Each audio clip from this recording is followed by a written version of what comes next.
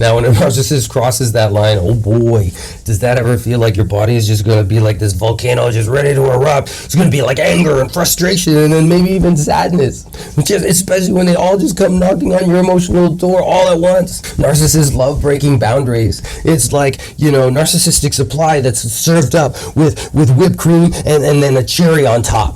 But here's where self-love becomes your secret weapon. It's just this shield of calmness. You don't have to react like just a wild bull that sees red. No, you can come at it from a place of peace. You can come at it from a place of calm. And that lets a narcissist know what is acceptable and what absolutely is not acceptable. Do you want to know what's kryptonite to a narcissist? Calm. Yeah, calm.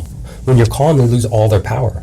And when they're temper tantruming, hijinks doesn't get a response, they're just completely dumbfounded.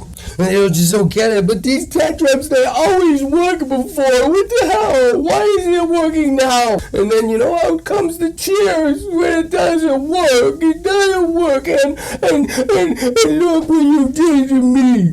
That's when, they call you names and just throw their temper tantrums. And maybe they just leave. That is a typical narcissistic response to just calm 101. If this starts to happen more and more in your life, then congratulations. You're starting to build great boundaries. So whatever it is that you're doing, just keep doing that. That's working. Keep doing that. So the next time, a narcissist tries to trample over your boundaries, just remember, just channel your calm into this super master state. It's almost like, just sunshine and a cool breeze has enough power to just blow a hurricane completely away. So the next thing I'm going to say is just really important, and it's going to be a bit of a game changer. Now, here's a mistake that I used to make a lot.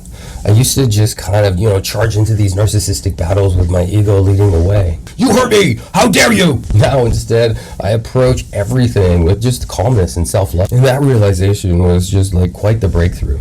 I learned the power of staying cool, staying calm, of just staying collected. So instead of just reacting to every single little narcissistic tactic that rubbed me the wrong way, I just shifted gears. I stepped into a place of just self-love. It was just like this peaceful oasis just hidden deep into this desert. And from that place, that calm place, I was able to address those boundary-testing narcissists, just like a kindergarten cop, just gray-rocking them with, all smiles and calm. Oh, yeah, okay, I'm sorry.